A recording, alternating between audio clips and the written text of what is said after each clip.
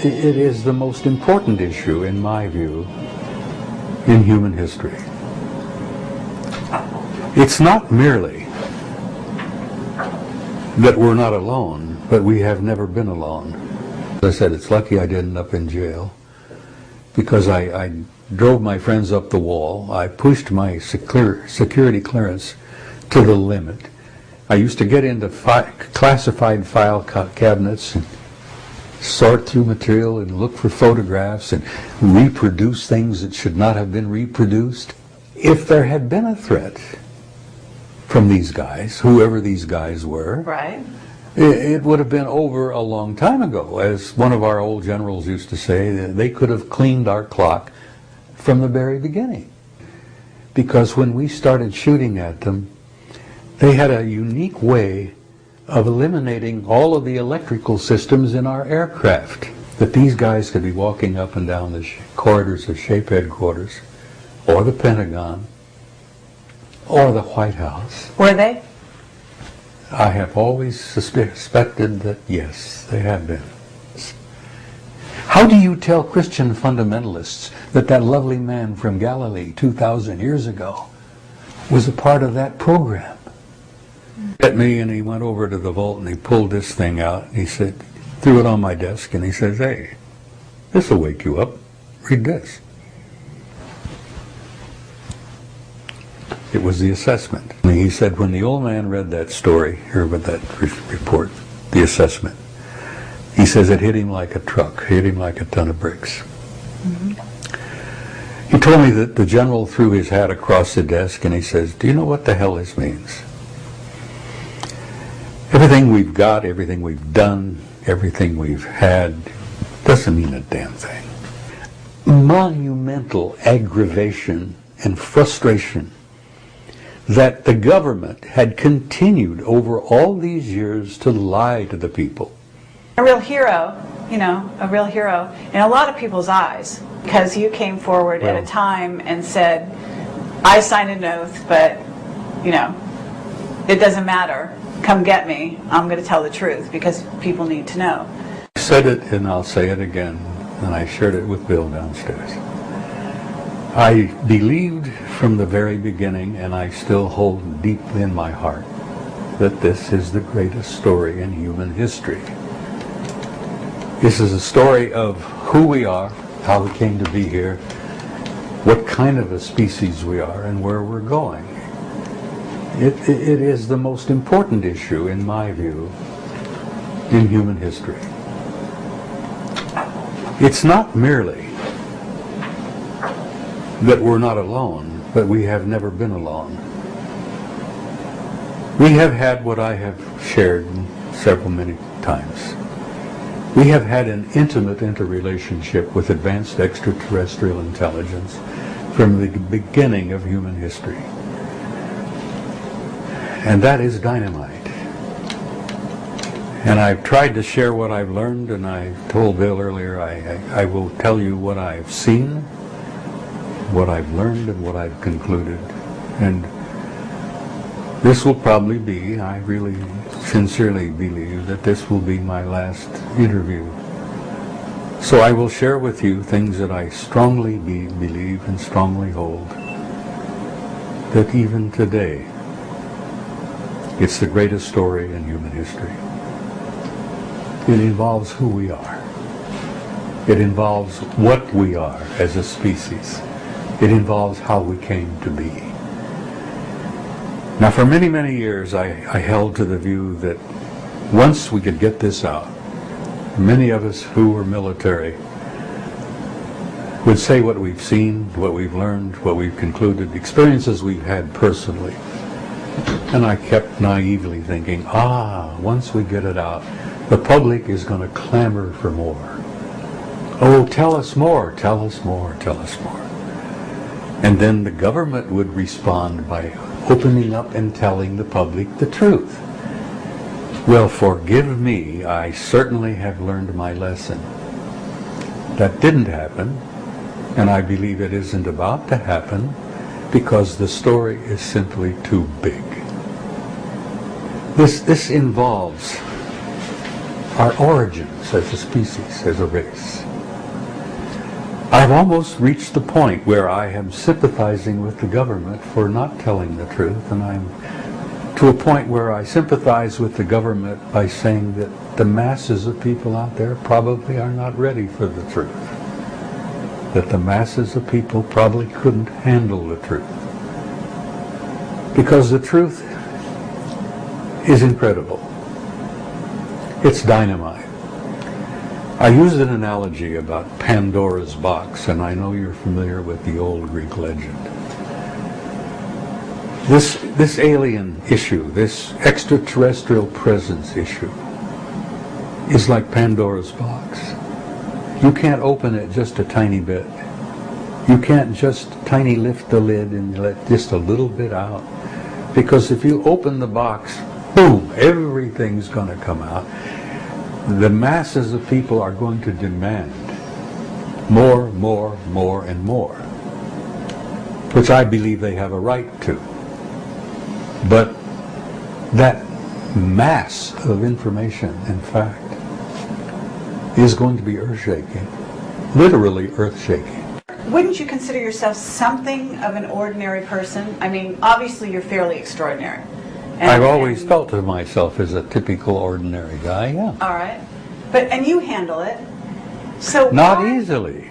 Not easily, really? No. Can you tell me what it was like? Let me tell you that when you first I've been found at this out? for over 40 years. Right.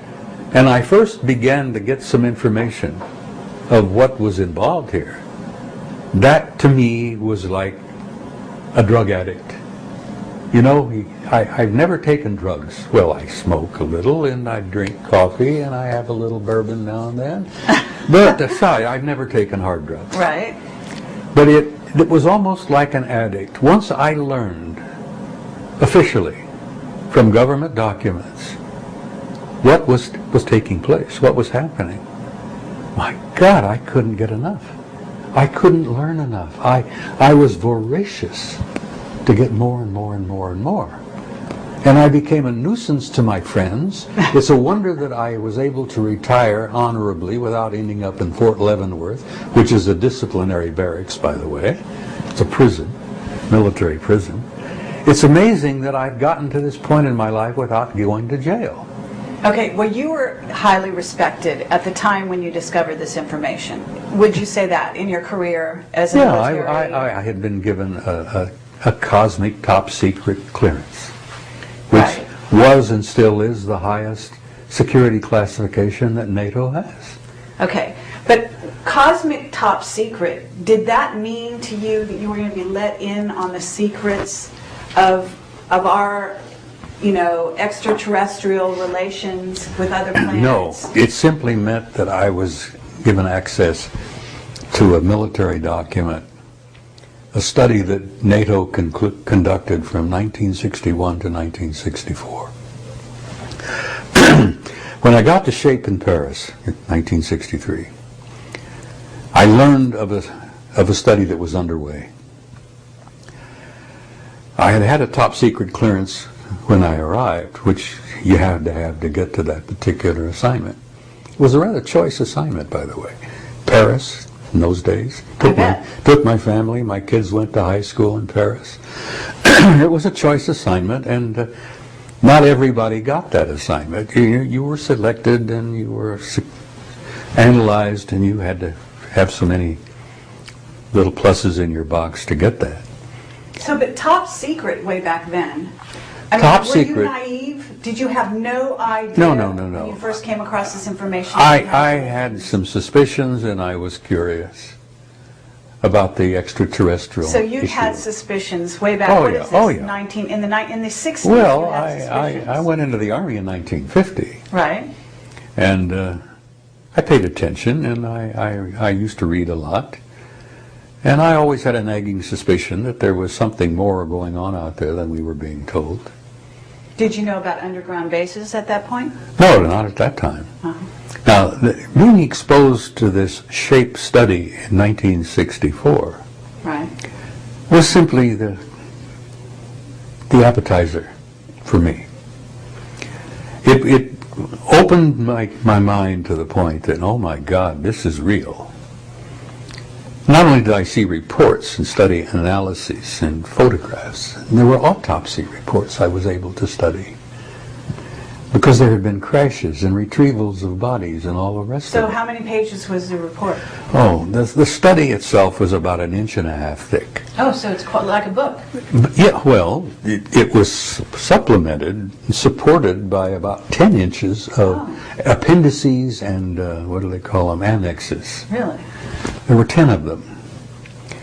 So the study it laid out the problem, as any military study will do. It laid out the problem, the purpose and the meaning of the study, and some of the conclusions of the study, and then it referred to the annexes, which were the ones that had all the details. I see. For example, there was an annex on retrieval of bodies and autopsies with photographs. Okay. So once I got a chance to go through this thing, with my cosmic clearance allowed me access to it in the vault. At any time you could go back in? Well, at any time I was on duty in SHOCK. SHAPE is Supreme Headquarters Allied Powers in Europe. SHOCK is the Supreme Headquarters Operations Center. It was the war room. Okay. I worked in there regularly. I ran duty rosters. I was a senior NCO at the time. I was a senior master sergeant at the time. And my clearance allowed me, I had a desk in SHOCK. I had a desk in the Operations Center over in the corner. And I ran the duty rosters, and I was in charge of giving assignments and all to all of the lower enlisted men. I even ran a duty roster for the controllers, which were 06 rank, colonels, captains in the Navy, and we were in the middle of a bloody Cold War. Okay, so it was during the This Cold was War. in 1960. I arrived in 63. Right. The study was completed in 64. The Warsaw Pact and NATO were lined up along a divided Europe. We were bristling with arms. We had 50 divisions here. The Soviets and the Warsaw Pact had 100 divisions here. World War III was just moments away. Okay. That's how close it was. So Young what you're people saying- like yourselves cannot imagine what that would be like. So this is a serious desk that you've got. Yeah, in other words. yeah. It's a lot of I responsibility. worked in the war room. I had access to the vault, and my clearance allowed me there. So we're in the middle of what's called the Cold War, and you're reading about our relationships and interactions with alien races. Well, let me give you some reason, first of all, why the study was concluded. In February of 1961, there was a massive flyover of unidentified objects coming out of the east from the Soviet Warsaw Pact area, flying toward the west, coming over our lines, over NATO lines, over Germany, over France. These objects were very high, very fast, in formation, obviously under intelligent control. Did you And they see were this? circular disc shapes. Did you see it? I didn't know. Was it filmed? I wasn't there in 61. Was it filmed?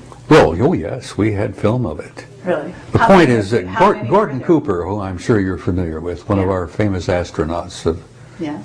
from the old years. Gordon's gone now. But Gordon shared with me one time, and he shared it publicly. He said, when I flew over Germany in the 50s, he says we'd see these things all the time. He says we wondered what they were, because it was obviously they were under intelligent control. They would fly over our lines, or they come out of the Soviet sector flying west, as I said, over France, Germany, France, England. They'd turn north over the southern coast of England, and then they would disappear off of NATO radar over the Norwegian Sea. Okay, and you knew, or I assume, the government figured out they weren't Soviet. Is that right? The government didn't know from the very beginning, at least NATO didn't, what they were. We thought they were Soviets for a time. We learned that the Soviets thought they belonged to us. Right. But they were very high, very obviously under intelligent control, in formation, and they would come sometimes en masse. Over the flyover in February of '61 was a couple of hundred of them. They couldn't count them. Well, And they thought, oh my God, World War III started here. Exactly. Didn't the base at that point aim and shoot? Everybody got on alert. We didn't have the capability to shoot because they were too high and they were too fast. And in those days, we did not have the aircraft nor the weaponry to deal with this.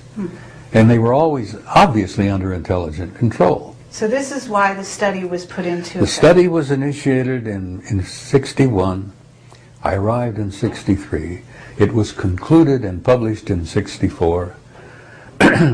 And that, as I said, what's changed my life. Okay, what was the conclusion? You said they came to some conclusion. The study was designed initially to determine if there was a threat to Allied forces in Europe.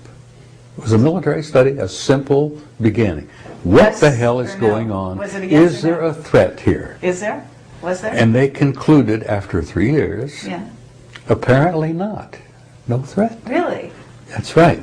Now the reason they concluded that is, first of all, the technology that they had been exposed to, the technology that had been repeatedly demonstrated to our military, to the Soviets, to everybody, was so far beyond anything we had or even could imagine that the technology was almost out of this world.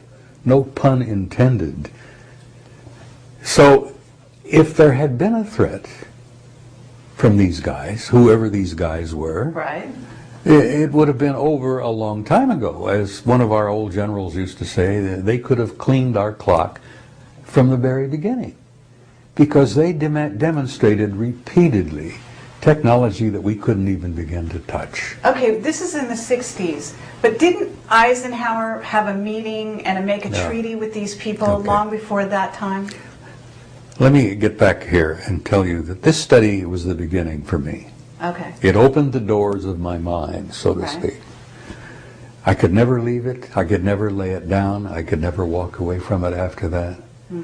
And I kept, over the years, learning more and studying more. And as I said, it's lucky I didn't end up in jail, because I drove my friends up the wall. I pushed my security clearance to the limit. I used to get into classified file cabinets and sort through material and look for photographs and reproduce things that should not have been reproduced. I was a damn nuisance, So I'm where's sure. the stuff that you... You see, I knew just this much, but I wanted to know this much. I understand. And over the years, I learned this much. Okay, but what happened to all that stuff that you photocopied or Oh whatever? my God. Is that a secret? Is that part of the reason why you haven't been... The material that I photocopied, I don't have anymore, because being somewhat intelligent, I knew that having classified material in my possession that I was not authorized to have meant jail. And as I said, jokingly said, going to Fort Leavenworth for 30 years.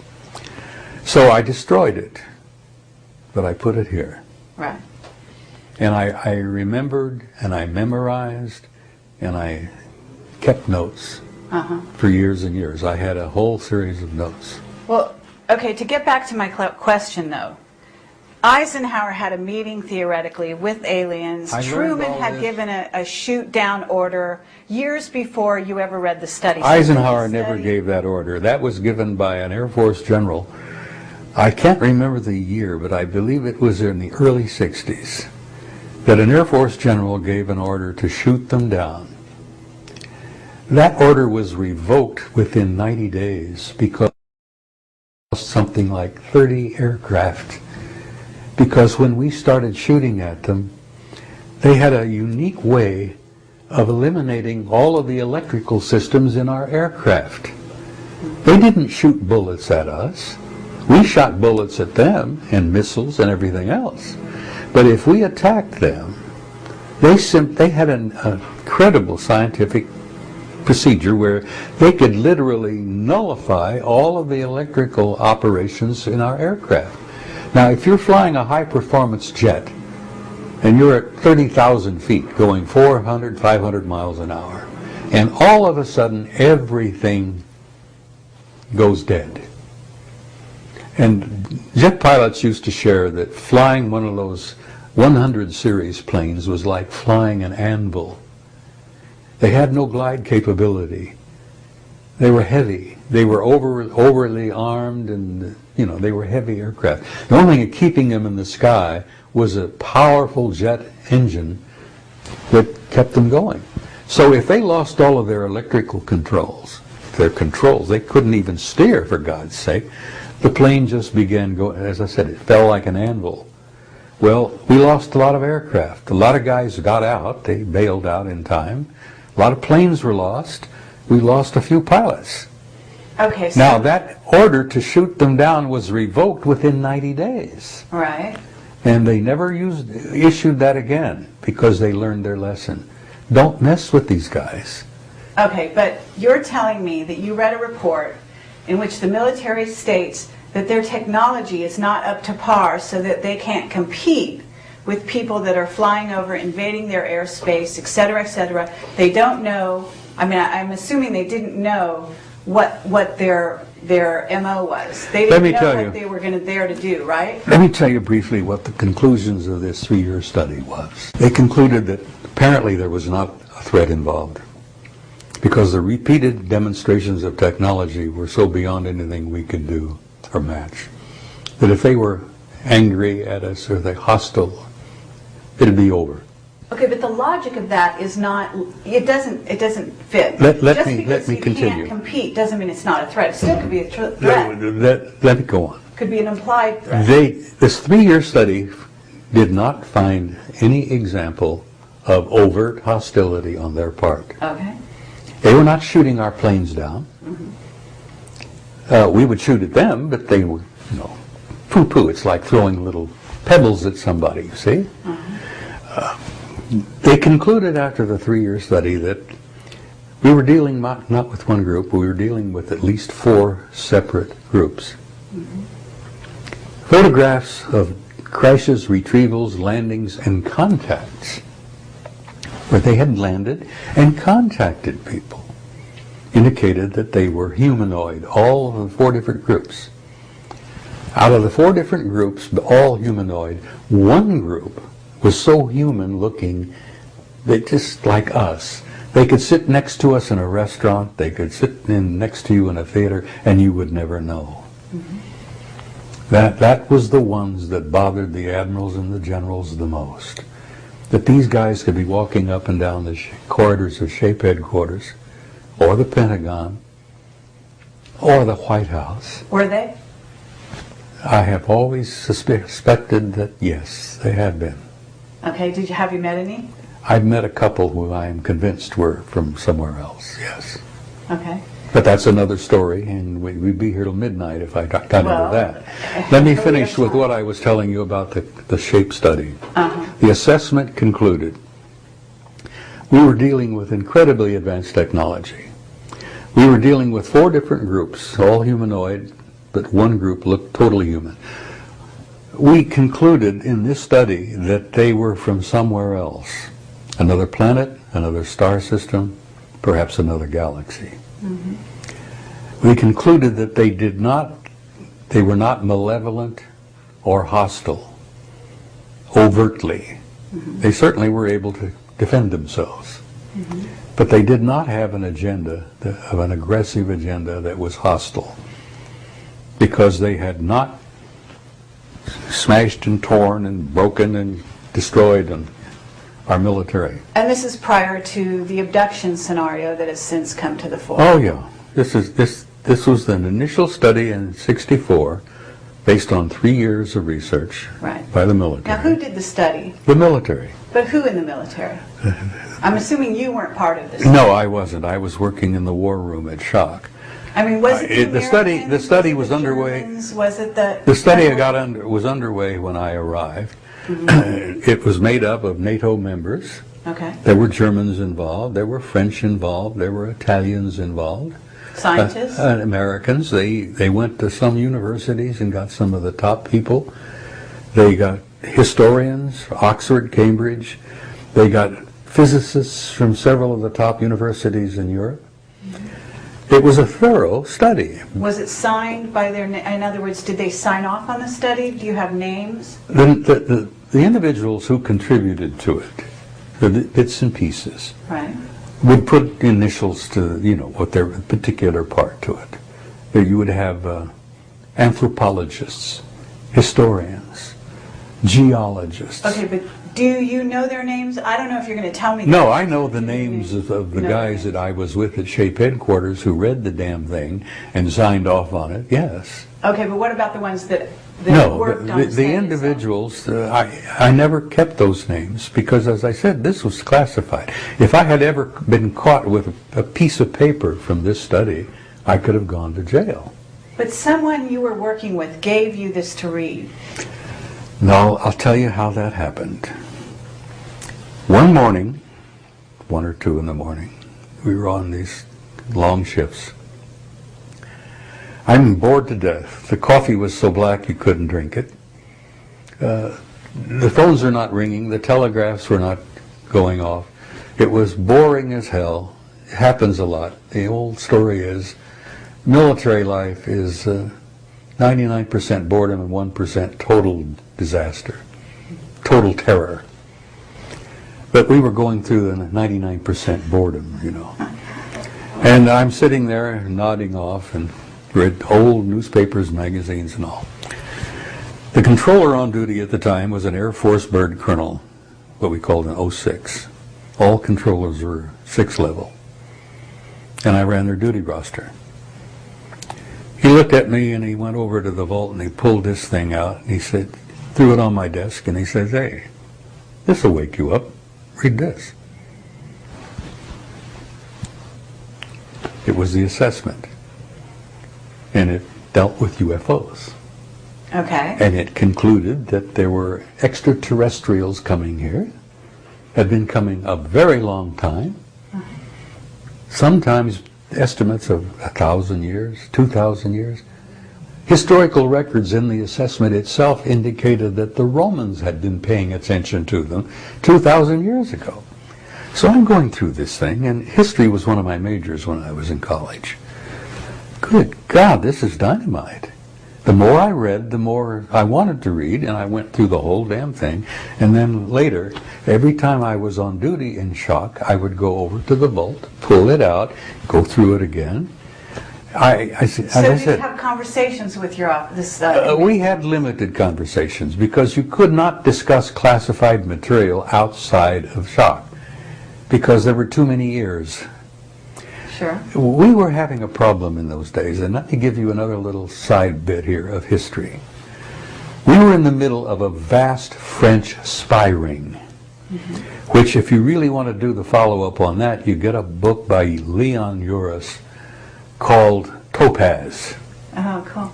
Yeah. It was made into a movie. That's right. Uris laid it out. A French spy ring was going on in Paris. I was there at the time, and we'd find French Air Force officers. We found a French general one time in the woods outside of SHAPE with a bullet hole in his head. Guys were jumping out of apartments in Paris. It was a major scandal. De Gaulle was the president. Okay, but what was the objective of the spy ring? The spy ring was Soviet, to find out what we knew that they didn't know. I see. So they had been buying and paying off people all over Europe, Hungarians, French, So what Germans. has that got to do with finding the assessment? What it got to do is, as a side, is that the UFO issue, no information ever came from Washington or London to SHAPE headquarters on the UFO matter because of the French spy ring. Everything that came from Washington and London to Paris ended up in Moscow. So the NATO headquarters staff, the admiral, there was a British air marshal, Thomas Pike, was the deputy secure. He was the assistant deputy to my boss, an American four-star general with the name of Lyman Lemnitzer. Sir Thomas Pike, after the incident in February of '61, said, we're going to have to figure what the hell's going on here. We're getting nothing from Washington or London on this issue. We ask, they don't send anything. I see. We ask them for information and insight on these objects. Who are they? What's happening? Nothing. Well, nothing was because everything that came from Washington and London ended up in Moscow, thanks to the French, the Hungarians, and the Germans and all. So the study was initiated strictly as a military idea to conclude what the hell was happening for us here. Is there a threat, yes or no? They concluded apparently not, because these guys had been coming and going for a long time. The history annex took it back a couple of thousand years. The records, the photographs, the drawings, the paintings, it was unbelievable material.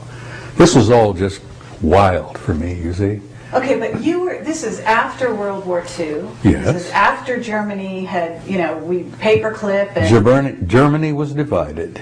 Okay. And you were on West... We were Western Europe. Sure. Okay. The Warsaw Pact was Eastern Europe. So are you saying that the technology that was used by Hitler and his group, some of which was brought back to the United States, was not known to the West, to the people in NATO that were doing this report? Of course not. It was highly classified. But it's a classified document. So you're saying there is classification. You have a classified document here, and then you have a classified document here, and the guys who wrote this one and have access to this one can't read that one because they don't have the need to know. Okay. Now the guys that have got this one and wrote it and read it and talk about it, they can't read this one because that's another separate classified document. This guy Pike, right? He's the guy in charge. Thomas Pike, Air Marshal Sir Thomas Pike, initiated the study in February of '61 and said, he had a need to know. I want to know what the hell's going on, and they started the study. He's in NATO. There's some kind of animosity, I don't know, to this day between NATO, right, and the U.S. and... Honey, you should have seen the animosity that existed in SHAPE headquarters itself. Okay. It was so bad that the Greeks and the Turks wouldn't even walk on the same side of the corridor. Cyprus was an issue back then, still is. So we had Greeks and Turks snarling and frowning at each other, and we had the French. Oh, excuse me, bless their hearts. The French were a pain in the butt from the very beginning. Why? Well, first of all, de Gaulle hated the fact that Churchill and Truman had not given him the appropriate respect that he felt he deserved. One of the reasons that happened while I was there is that France withdrew from the military alliance. De Gaulle threw us out. We had to pack our bags and move the entire kit and caboodle from Paris to Brussels.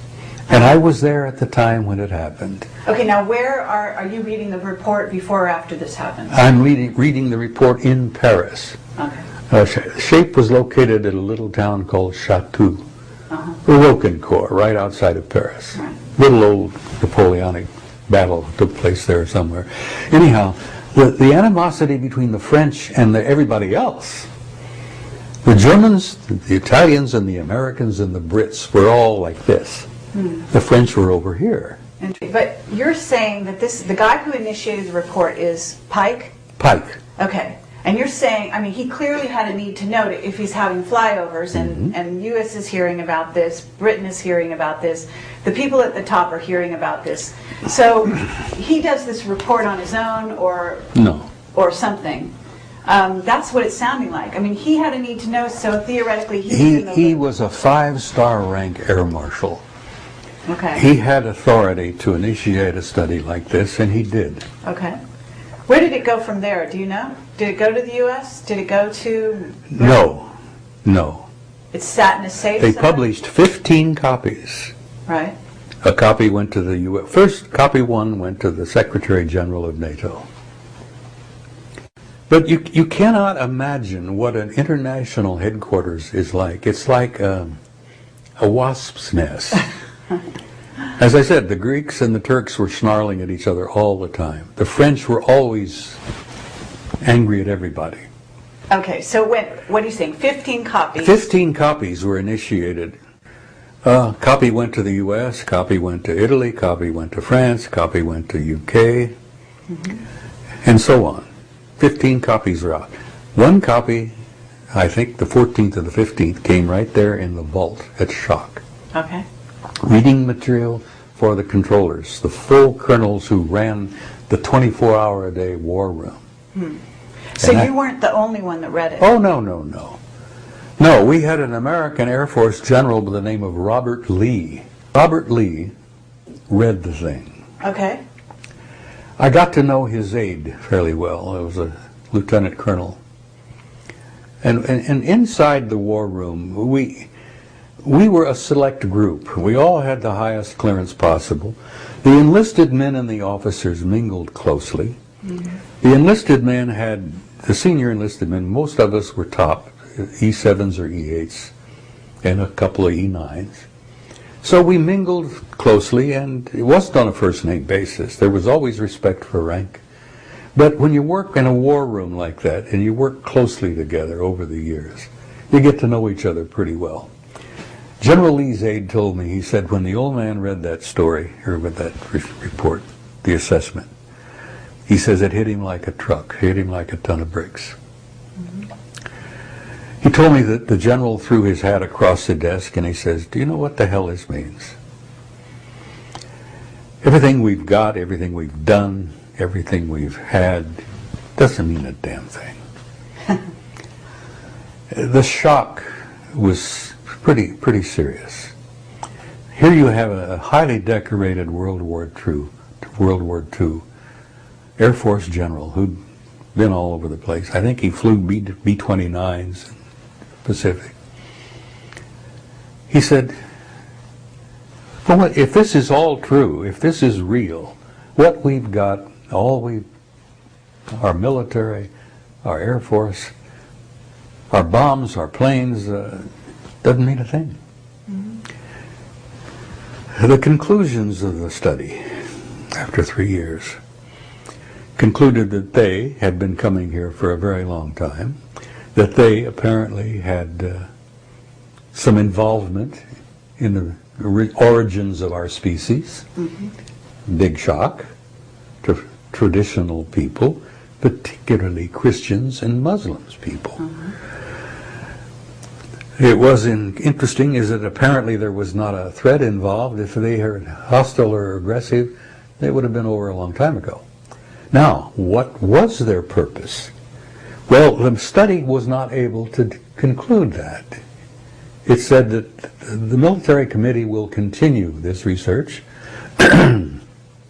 which indicated to me that the study in some form had continued, that this document in '64 was simply an initial conclusion. Okay. But when they concluded that there were 4 different extraterrestrial groups involved, and one of them was totally human, looked just like us, that was a big shock to the old traditional mindset of the military. The admirals and the generals, you know, they couldn't deal with it. And it also said that there was something to do with the religions, that all the religions of the world. Well, let me tell you, the study was not that thorough. It was a beginning for me. Okay. It was the initiative, the initial event that triggered my curiosity. It launched me on 40 years of research. And much of what I've concluded has been a result of the years of study since. You see, I continued to dig, I continued to probe, I continued to turn over rocks. As I said, I drove my friends up the wall. Okay, you looked at this material, you learned a lot, you weren't the only one, you've convinced me of that. Supposedly, I mean, these people that you know also read it, they weren't your close friends, I'm assuming. Well, they were not my dearest, closest friends, no. Okay, but were you able to talk to them or have relationships with them outside of like 1967? Did you ever compare notes? We formed, back in those days, what we called the Old Boys Network. And this network was made up of people like myself, enlisted and commissioned, of all services, Air Force, Marines, Army, Navy, as I said, all ranks. Mm-hmm. There were others like me who were so engrossed by this and excited by it and what it meant. You hear a few of them coming out even today, those that are still alive, saying what I saw, what I learned, what I concluded, the reports I studied, the contacts that I knew happened. Some of them had contacts themselves. Sure. Personal contacts with some of these guys. Okay, so Phil Corso was an example. You familiar with who he was? Absolutely. I knew Phil fairly well. He and I were speakers at several conferences together. And in Italy, I got to know him pretty well. Phil shared with me things that he had happen to him. Not just what he had seen, but he had personal contact with an alien at White Sands. He was in charge of the security of the range one time. And something came in, the radar picked it up. He hopped in his car, went out to see what the hell it was. There is a UFO sitting on the ground. There's a guy standing beside it. And Corso walks over to him and says, you know, what the hell are you, who are you, and where are you from, and why are you here? And this fellow says, I just came to talk. And Corso asked him, he says, well, are you with us or are you against us? Simple military type question, you know, are you with me or are you against me? Mm-hmm. And the guy says, neither. Mm-hmm. We're neither for you or are we against you? And he had a conversation with this guy that lasted over an hour. And the guy says, please turn off your radar. It disturbs my control or my guidance system, so I can leave. Corso went back to the shop, or back to the headquarters, turned off the radar, and away he went. I got to know, through the Old Boys Network, dozens of guys like myself, who were as excited and enthused about the thing as I was. But they didn't become whistleblowers. What's the difference? Some of them did. Some of them lost their commissions. Some of them lost their rank. Can you name somebody?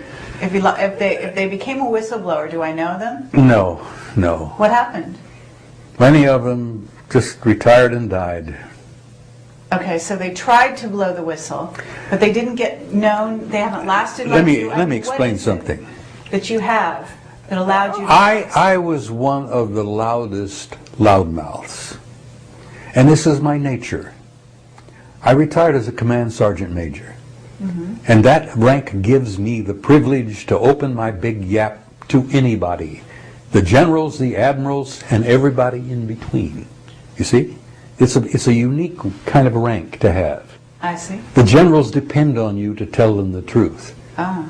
Whether they like it or not. And so you learn to tell them the truth. Well, I turned out to be a big mouth. I sat on this for, when did I come out of the closet, so to speak? This term. Right. Yeah. From 1967. I sat on this until from 67 to 92 or 1. 91? I believe I came out of the closet in 91. Okay. So that's a long time. Yeah. I respected my oath, which I swore. Mm-hmm. I took an oath to never share anything that I learned of a classified nature while I was on active duty. And I knew that if I did, I could go to prison for 10 years, $10,000 fine, forfeiture of all pay and allowances, retirement, everything, whatever, forever. Okay, so you've come out. What happened to you? So I came out in 91 at a conference in Tucson, Arizona. All right. The result was of monumental aggravation and frustration that the government had continued over all these years to lie to the people. Not only were they lying to the people, they were ruining lives to keep the lid on this subject. And I had enough of that. Okay. I had seen good friends of mine, guys who, they had said something to the wrong person at the wrong way at the wrong time, and they sent them to Iceland. You know? They reassigned them? They assigned them to Iceland without their families. Ah. A 3-year assignment in Iceland. That's like the Russians sending you to Siberia. Okay. And we have this in this country, the ability to do that. There are assignments here and there that, you know, I don't want to use the wrong term and embarrass you, but you've heard the term annus mundi? We have places on the earth where we have military bases, and if you send you there, everybody says, bye, we'll probably never hear from you again, you know. Okay, but that didn't happen to you. No, it didn't. And Why let not? me tell you Do you know something. why? Yeah. The more I learned, the more aggravated I became. And at 91, I think it was, when I came out, Wendell Stevens is a good friend of mine, member of the Old Boys Network, retired Lieutenant Colonel, Air Force fighter pilot. Okay. Wendell is still alive down in Tucson. He and I were close for years. When I retired from the Army, I bought a house in Tucson, and lo and behold, I found I was right across the street from Stevens.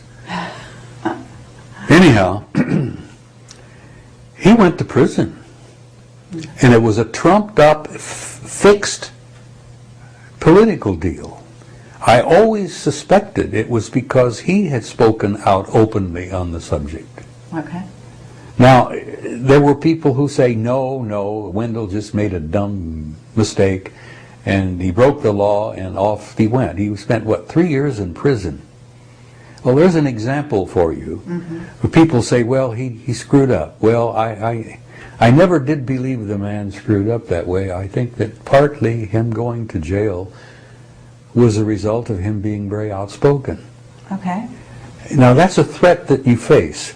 In 91, I was up to here. My first marriage was on the rocks for a variety of reasons. I was in a new job. I took a job with the Sheriff's Department. I was actually working for FEMA as an emergency management director. But I was just so frustrated and so aggravated of waiting for the government to tell the people a little something. And then I was so frustrated and angered by the fact that not only were they not telling them the truth, they were telling them blatant lies. And they were also destroying people's lives. There were people who had contacts who the government would place in what they called, what is it, the police put you in protective custody? Well, not just custody. They create a whole new life for you. Oh, yeah, okay. I had seen examples of military families' lives destroyed because someone... the person spoke out? Well, a pilot would come back from a mission, and before they got to him, he said something to somebody. My God, you should have seen what I saw up there. There was this damn ship flying along beside me, and there were faces at the windows looking at me. And this went public. And this poor son of a bitch, they took him and sent him to Kwajalein, I believe. Some tiny little atoll in the middle of the Pacific where you can't take your family. And he went off to Kwajalein for God knows how long, away from his family, because he said one thing. I learned all these things. It struck me that this was not fair, this was not right, that no government, damn it, has the right to do that to people, and I came out of the closet in a big way. Right. Not only did I share everything I learned at SHAPE in the study, the assessment, which in itself is dynamite, but the real dynamite is all the stuff I've learned since. And I learned even after I retired from the Army in '76, I still had a clearance. I worked for FEMA. I got what the equivalent of a master's degree in emergency management at the Institute in Emmitsburg, Maryland. Okay, but they didn't come get you and send you off to Siberia? No, they didn't, because once I opened my big yap, I had people come to tell me that, Bob, that's your only defense. That's the only security you got. Keep talking. Because if they come and shut you up now, it'll be so obvious to the world that you've been closed down that most of what you've been talking about must be true. As I told you, I think I shared with Bill, I was intimidated. I had phone calls on people who wouldn't identify themselves, male voices saying, don't you think you've talked about this just about enough? Why don't the hell you time for you to shut up? Who's this? Never mind. Keep your damn mouth shut on this. Click. I had a number of those. I had a little house in Tucson in a cul-de-sac. I lived there. Bought it years ago. Bought it in 60-something. I'm sitting there one day reading or whatever, and I hear a very distinctive sound. I knew a helicopter. I know the sound of a Huey because I'd been in Vietnam. Okay. And the Huey has a distinctive sound all of its own. And I thought, you know, is it passing over? And it kept, and the damn thing was sitting over my house. So I go out the door into the driveway and I look up and there's this totally black Huey-type helicopter not more than 100 feet above my house, violating FAA rules, totally violating the rules, but the damn thing was sitting up there, and there was not a marking on it, not one mark on it. It was totally black, and that was a violation of FAA, Now, these guys violate the law all the time. And I stood out there, and I thought, who the hell are you? And I looked up and studied it, and there was this big circular, glassy apparatus on the bottom of this thing. It was part of the aircraft. And I concluded later that it was probably one of those 360-degree windows. And there were probably guys sitting in there looking at me down through this glass. But it was black, totally black. The glass was black. The thing was sitting up there and just kind of like, that's... What are you going to do about it? And I shook my fist, pointed my finger, mouthed a couple of profanities, called him a number of names. I know you son of a bitch. I know who you are, and I know what you're doing. Okay. And about the time I really am giving them hell, I'm sure they thought, all right, we've got his attention. Off it went. First of all, totally black, no markings violation. Hovering over a private residence violation. Sure. They don't care. It was an intimidation. And this was right after I had went public at this big conference in Tucson. So tell me, you have friends at high places, because I know you've spent some time in Washington. Who's protecting you? Because is it human? Is it extraterrestrial? Let me tell you what I think. Okay. And this is just my 2 cents. Okay. I think that after I came out publicly with a big mouth and spoke and began to speak regularly at that time, from 91 on, I traveled the world. Good God, I was invited. I've been 18 countries. I think going public and being out in the open probably was what saved me. Other than the phone calls and the Black Huey and all of the rest of it, I've had people come up to me at conferences, guys, who would not introduce themselves and would, suits, you know what the term suits means? Sure. 3-piece with vest, typical government agency type thing. You've been speaking out pretty bluntly about this. Why are you doing this? Well, who are you? Well, never mind. Why are you doing this? Well, first of all, the truth has to be told. Oh yeah? You think you know the truth? And I think, well, I know some of it. How's that? As a matter of fact, I know quite a bit of it. That's even better. And, you know, I've had those happen, too, over the years. I had an interesting time. I spoke at Leeds at a conference. All right. All right? Got a call from a guy who identified himself as Mr. Sweeting. You know, typical UK name, I guess, Mr. Sweeting. And we found out Tony Dodd checked the phone number from Mr. Sweeting, who called me and said it was imperative that he speak to me before I went on. And Tony and I both got in the phone booth together, crammed in here. And Tony's listening as I'm talking to Mr. Sweeting, and he says, it's imperative, Mr. Dean, that I speak to you before you go on. What are you going to say?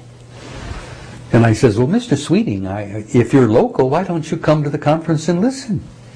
Well, no, I can't do that. I just wanted to know what you plan to say. And I says, I plan to say a hell of a lot. And Tony checked the number. And guess where? There's an enormous U.S. National Security Agency facility in Yorkshire called Menwith Hill. Menwith Hill. I've driven by it. Tony took me by several times. Sure. Mr. Sweeting's number was Menwith Hill. Okay. So And- what, that's it? Was that the gist of your conversation? Well, the gist of the conversation was Mr. Sweeting would not say anything to me about who he was and why he wanted to talk to me.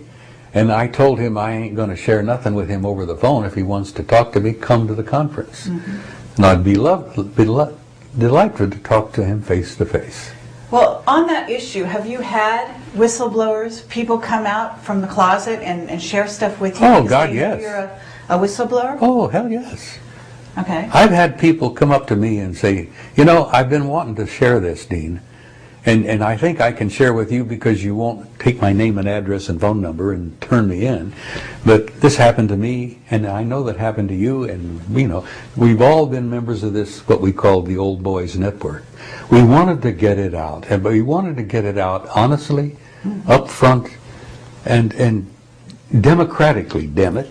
So you convinced me that you're out there, but can Okay. I'm still not buying it completely because do you think that have you had health problems? Have you had, mind control? And if not, then I have to ask you again, who's protecting you? Well, let me say this about that. Sounds like Nixon. I have shared this with people several times because they've asked me the same question. Sure. And after I became notorious, I suppose is the best word, where I have spoken bluntly, regularly, all over the damn planet and all over the United States, to a considerable amount of positive response from people. Not only military, thanking me for going public, Okay. and I've got a number of close, warm friends that retired, that have, to a level of some degree, a good friend in Roswell, retired Army sergeant, who after he went public, his son was killed by a hit and run. And they always concluded that it was the result of his going public. Clifford Stone. Clifford lost his We boy. interviewed him. Yeah. Clifford is a very close friend. And his boy was killed right after he had published his book. Now you say, oh, coincidence. Bullshit. I've seen a lot of coincidence in my time, and I don't believe in it. Okay. I don't believe there is such a thing as coincidence. In everybody's life, there are no coincidences. It's all laid out. Clifford is like me now. He's turned into a recluse.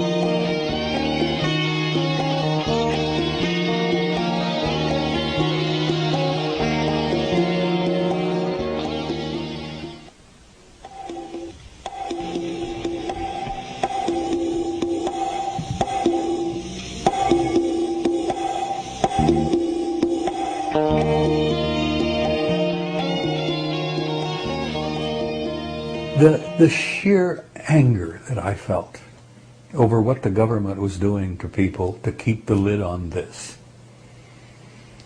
It violated every concept of my whole idea of life and honor and democracy and fairness and decency. And then I began to realize that the government we think we've got is not the government we have. And I said this publicly to people in conferences. I said, you people out there blithely think you live in a democratic republic. Well, you don't. Mm-hmm. And then it's all come out over the years, the shadow government. We don't know who they are. We have no idea. We have an inkling of who they might be. But these guys are unelected. They are not responsible. They don't have any responsibility to Congress, to the people, to the country, to anything.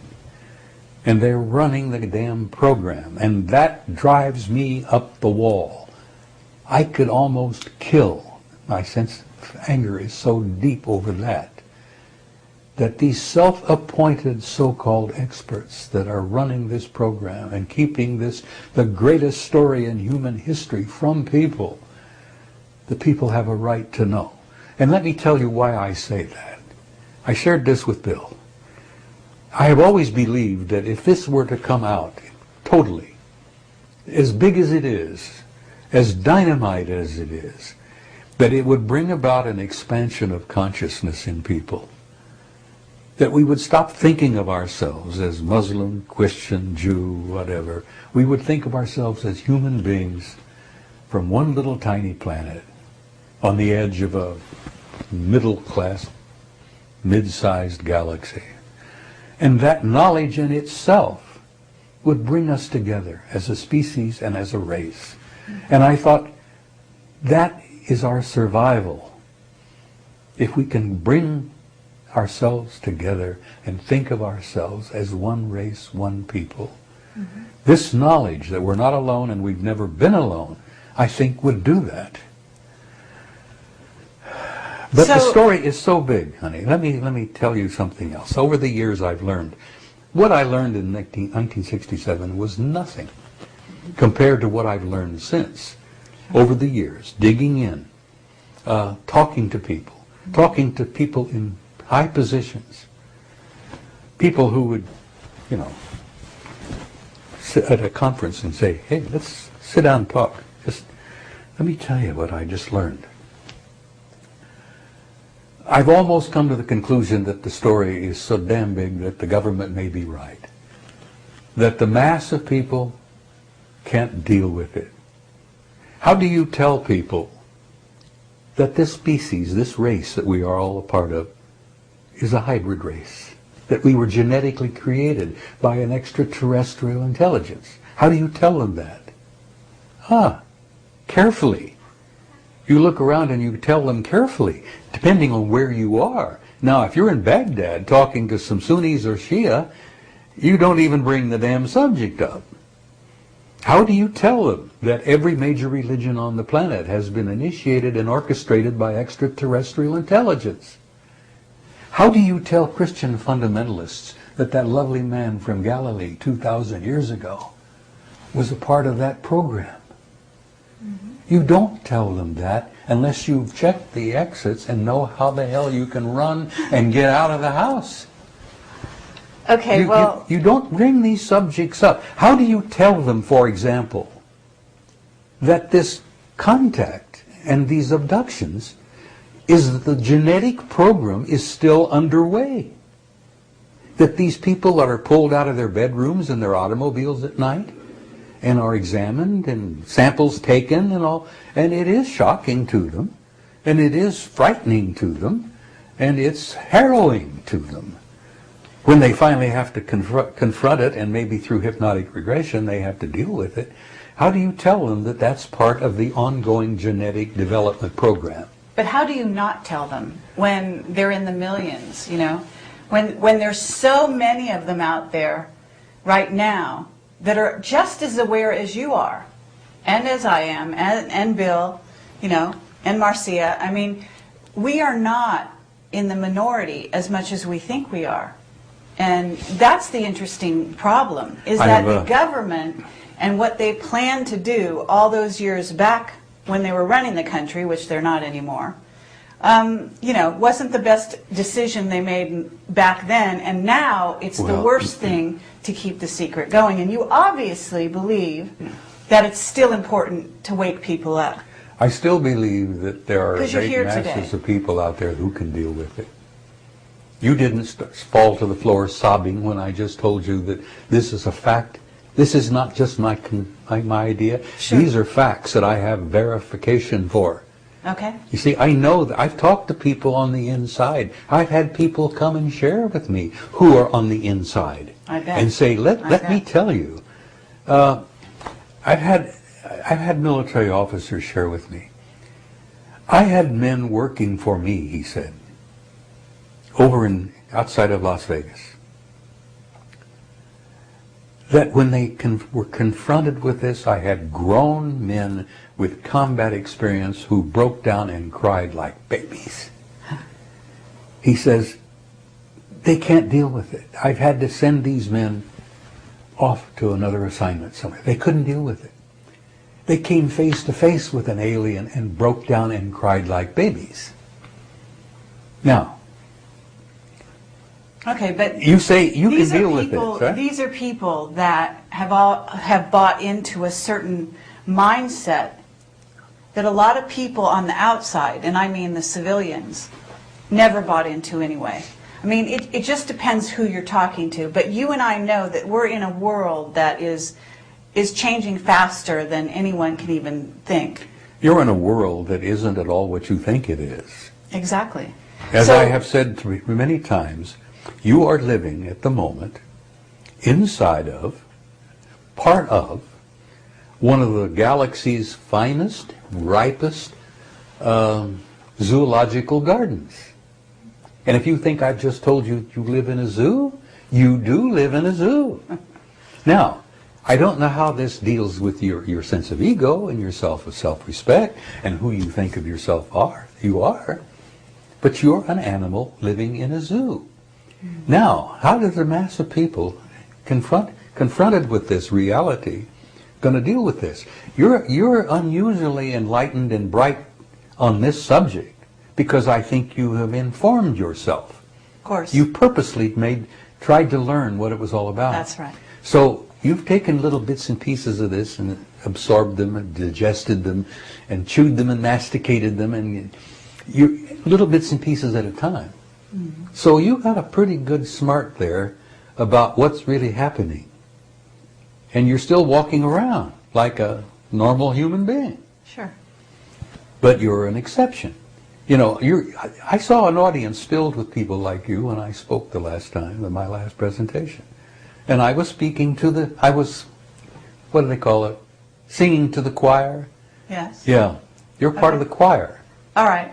But who is it that's coming to you? I mean, Majestic. What about Majestic? You were familiar with the Majestic 12? Yes. Well, they don't call themselves that anymore, but I they understand. exist. What do they call themselves? What's their new name? You know it? Yeah, well, it used to be. PI-40 was the last term I heard. PI-40. All right, well, that's fine. So there's 40. I don't know what the hell that means. There's probably 40 members of it now. Uh-huh. And have they approached you? I've met several of them, yeah. Uh-huh. Because they know you're very well informed. Well, we get back to the subject here we were talking about just briefly earlier. Why the hell have I gotten away with what I've succeeded in doing? I've got a big mouth. I've come out bluntly and honestly, and I've shared my anger.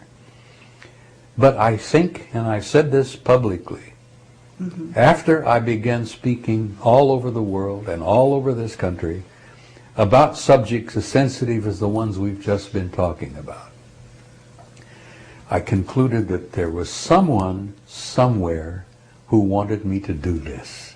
Sure. Or I could not have gotten away with it. Absolutely. And I don't know who that someone is. I may have met him or her. They may have been among those who have come up to me at conferences and shook my hand and said, "Dan, good job, keep it up," you know, something like that. Okay, so what Dan Burrish says is that part of Majestic wants disclosure and part of Majestic does not. 20 years ago, they were split down the middle. All right. We know this. Right. So what do you think it's at today? Do you think that... Robert Woods, you know who Bob Woods is? Absolutely. Yes. Okay, you know his son Ryan? Yes. All right, Bob Woods said this to me at a conference in Long Beach a long time ago. He said, "I know two members of Majestic." He says they said they're split down the middle, and he says it's a ferocious damn fight. He says it's vicious. He says one half says yes, bring it out. The other half says not only no, but hell no, and not ever. And that group is still calling the shots. Okay. You see, we've got a shadow government there. This is a little bit of interest to me as an American. It should be interest to you. Absolutely. Do you know how much money $1 trillion is? No concept, but It's a lot. I hear you. Yeah. Okay. In this country, for 3 years, 98, 99, and 2000, each year there was $2.7 trillion missing from the Pentagon accounts that they could not figure out where the money went. They knew they had it, and then it was gone. Now that's 2.7 trillion a year for 3 years. Now, you think these guys aren't funded well? Oh hell, they're funded better than the United States Army, for Christ's sake. The United States Army doesn't get that kind of, you know, we get money in the billions, but not in the trillions, and not 2.7 trillion a year for 3 years. Right. Are you referring to Catherine Ann Fitz, her research? Well, I've never met the lady. I have a great deal of respect for her. Sure. I have a very close dear friend who, I will tell you this, and I will deny I ever said it. Okay. There's a member of PI 40 who runs a think tank in Washington, D.C. Mm-hmm. No? Well, it's a source. She might want to talk to him. He's a man I trust, a man I admire and respect, and he is on the inside. And he told Catherine one time, he says, "You want to meet an alien? Mm-hmm.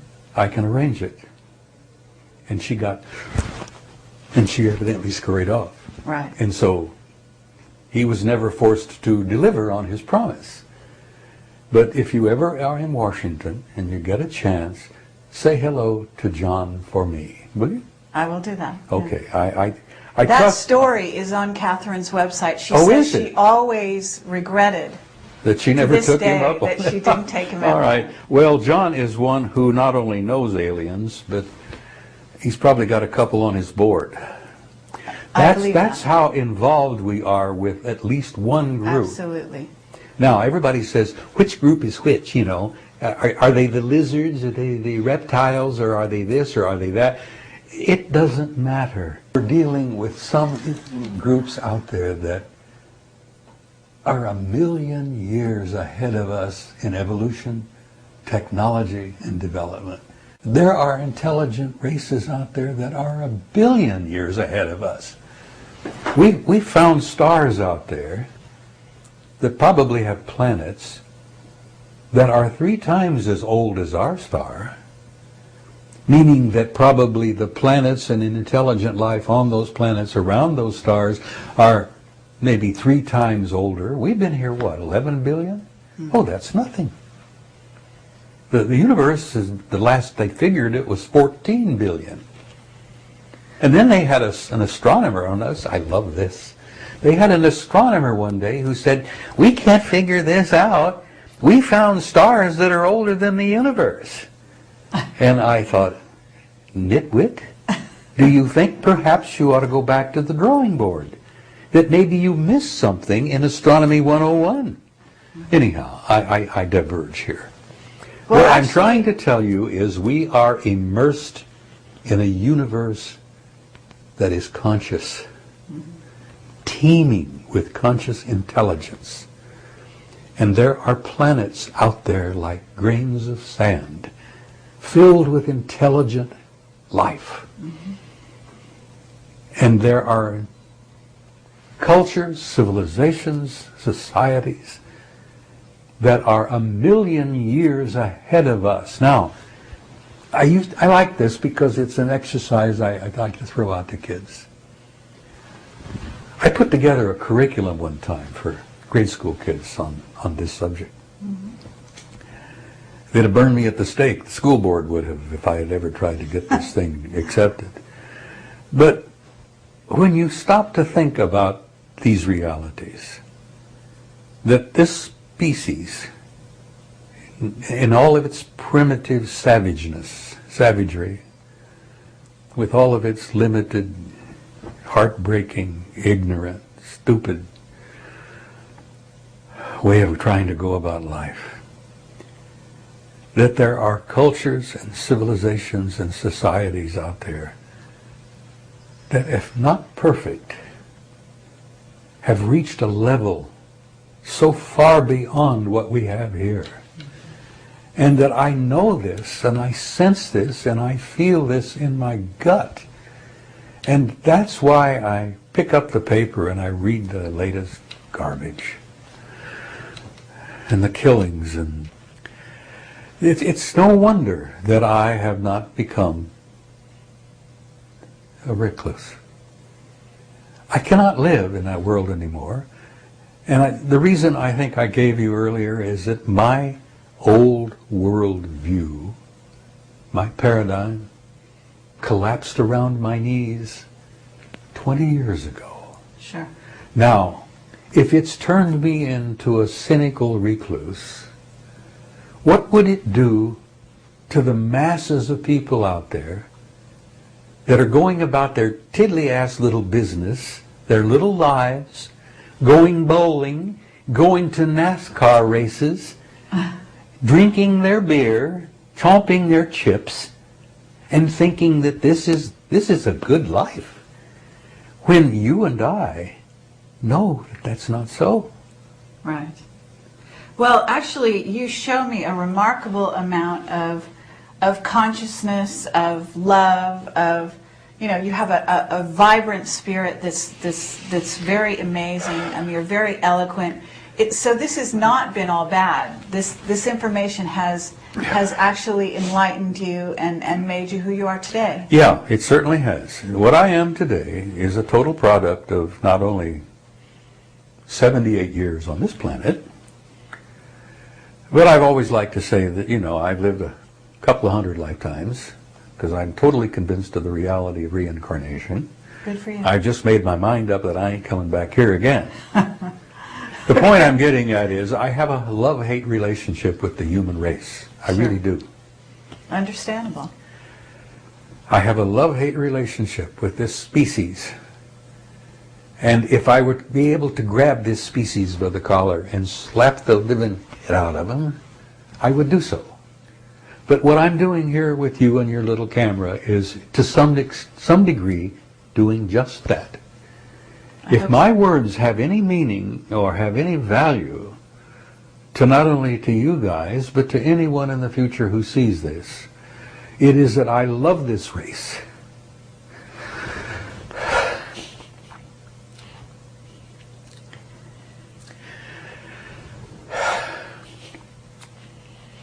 I've been a part of it for 78 years this time. I've seen pure hell. I've been through 2 wars. I'm on my 3rd marriage. I raised 2 kids, lost one to suicide.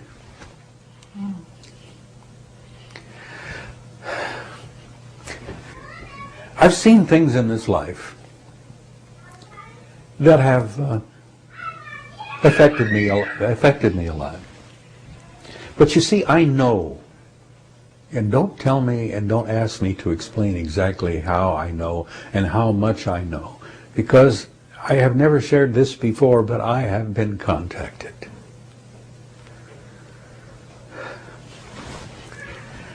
That's very difficult to talk about. I've been abducted. I don't look upon it as an abduction. I look upon it as an invitation, and I've been aboard some of those ships several times. I've had even friends come up to me and say, "Oh my God." A friend up in Sedona, a doctor, a dentist, he said, "I was abducted." And he says, "When I came to up there, I look around and I see you standing over in the corner talking to some of these guys." And I said, "Well, I'm not surprised, because I've been aboard the ship several times." Do you have conscious recall? Oh, of this? yes. You know, no hypnotic regression needed. When that happens to you, it makes such an imprint on you that you don't need to be hypnotically regressed to remember. I mean, it's there. It's like a scar. It's there. No, I've been aboard several times, and I suspect much of the information I've got about the depth of the societies and the civilizations and the cultures that exist out there, that makes me know how glorious some of them are. And then I look around this mud heap that we're living in here, and I think, knowing what it could be and what it's not, and hopefully what it might be.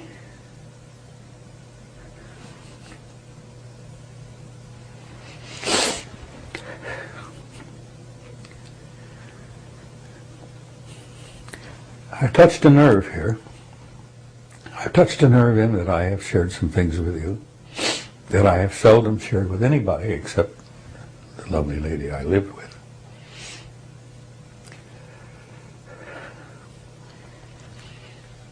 I don't think I've ever publicly on an interview or anywhere ever shared the fact that I have been aboard their ships. Because if I had ever done that, it would have opened a Pandora's box that I was not prepared to deal with. Mm-hmm. Now, she has a different story. She talks to them and meets with them all the time. But that's another story. No, I've shared with you this afternoon a couple of little things. Well, we're honored. Why I feel so strongly that this truth, that we're not alone, we've never been alone, that we are intimately involved in this interrelationship. We are family with them. And yes, we are in a zoo, and they are, in a degree, to an extent, are zookeepers. Now, you don't share that with everybody out there. Old Jerry Falwell, wherever he may be right now, God bless his soul. No, he's not there, Marcia. There is no such place as that. She's pointing down. No, hell doesn't exist. Hell is of our own making. Yeah, I believe that. But there are people out there that I spoke in Dallas one time. That's what we call Bible Belt. It's right in the middle of Bible Belt in Texas, you know. And I laid some pretty hairy things out there in front of about 800 people one afternoon. And I looked at people's faces and I saw their eyebrows rise and their mouths drop and little old ladies going, you know.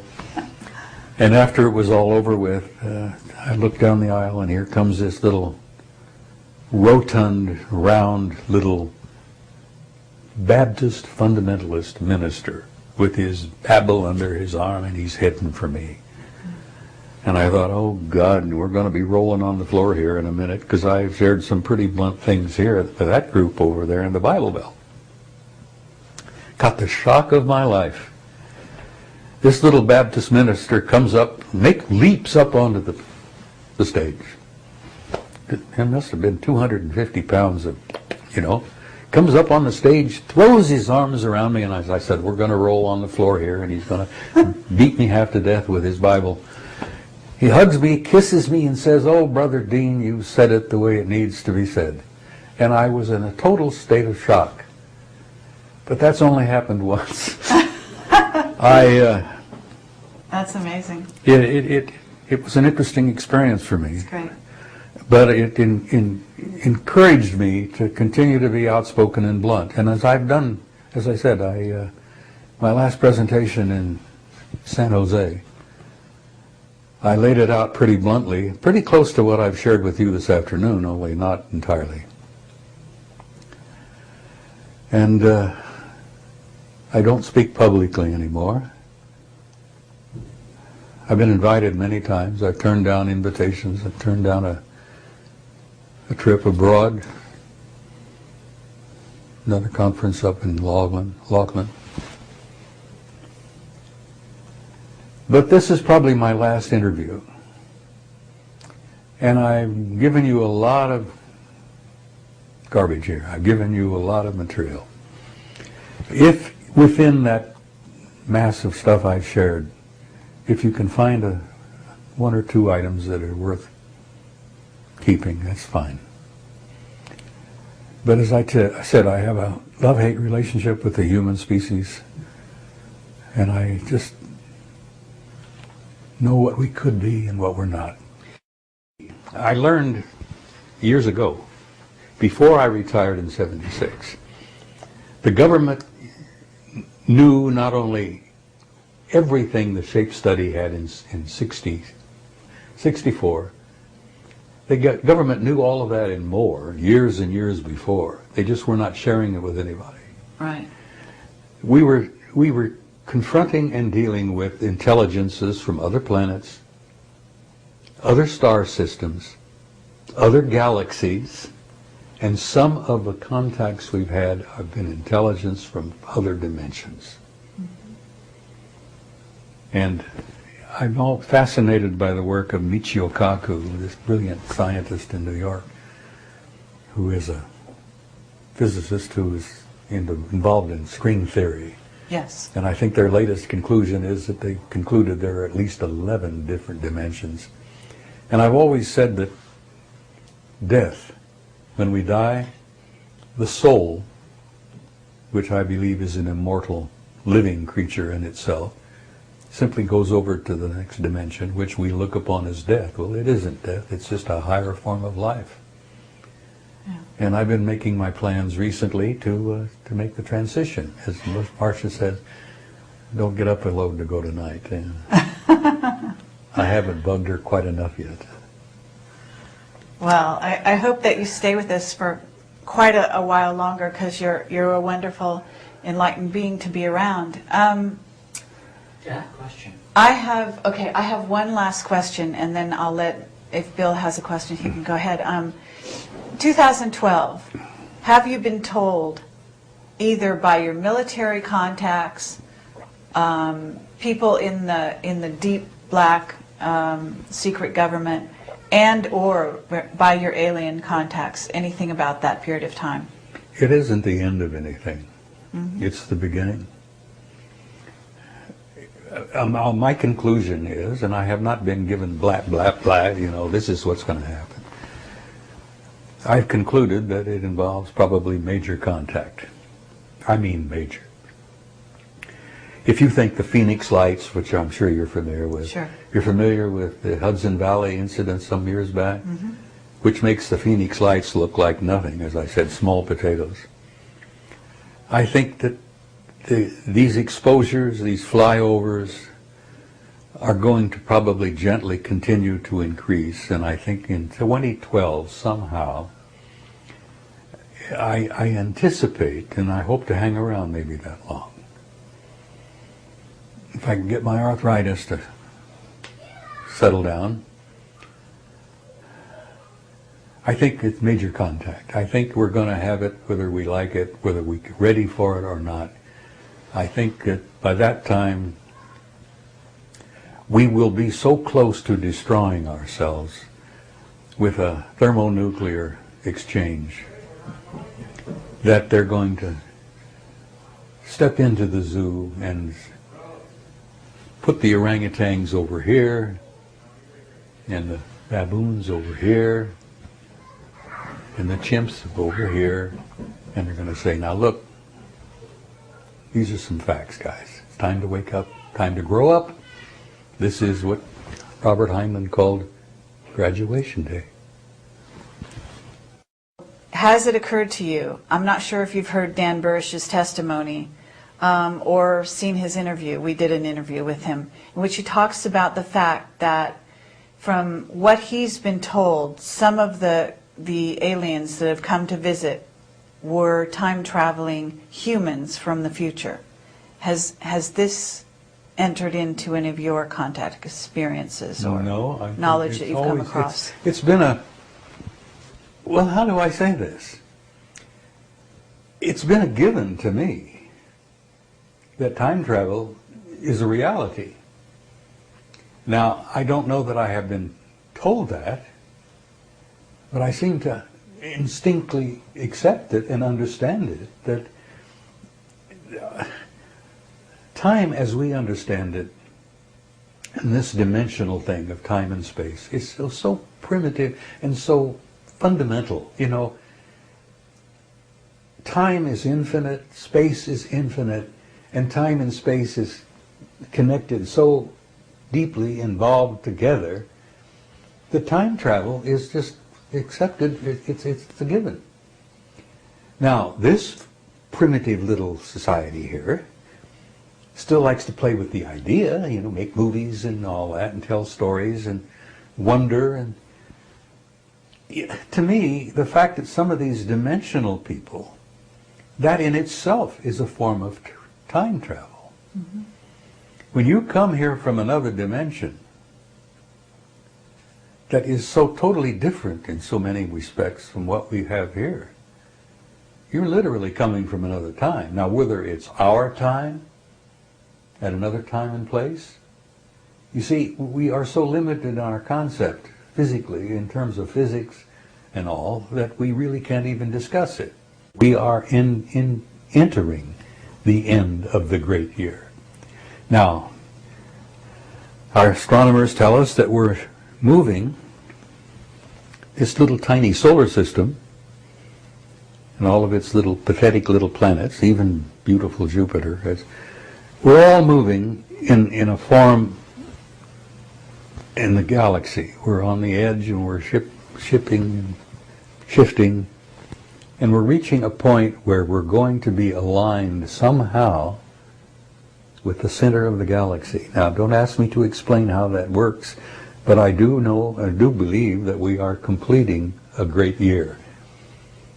This age of Pisces is closing. Uh-huh.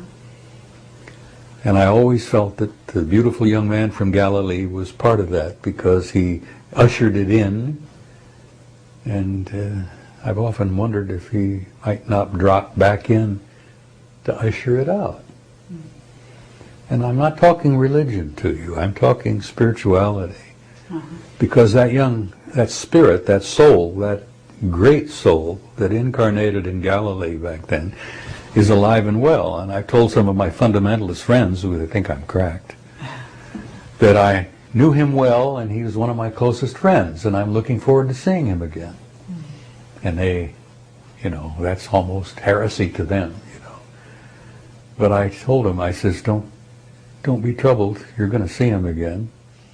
The same young man that walked the fields in Galilee 2,000 years ago, probably going to come back again, and you better damn well get ready. Robert Dean, we've been incredibly grateful to have you here today, and you are really a legend in your own time among ufologists, and I wouldn't be surprised if you are a bit notorious as far as the secret government, majestic, and what did you call them? The PI-40? I-40. Okay. PI-40, yeah. PI-40. All right. Well, who knows what goes for the name, you know? Sure, absolutely. Is there anything else that you want to tell us or add? Yeah, I appreciate the opportunity to have shared a few things with you, and I apologize for some of the emotions. I feel very strongly about all we've been talking about. In closing, I would like to say one thing, is that I have as I said, a love-hate relationship with the human species. I have a great belief in the future of mankind. We're not a mistake. We're not an accident. None of this is an accident. that the human species, the human race, in spite of all of its orneriness, is a beautiful race.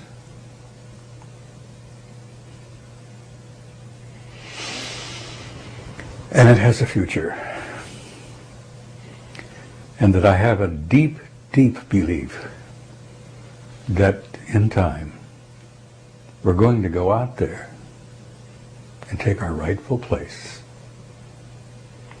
where we began, our home in the stars. Garbage here. I've given you a lot of material. If within that mass of stuff I've shared, if you can find one or two items that are worth keeping, that's fine. But as I said, I have a love-hate relationship with the human species, and I just know what we could be and what we're not.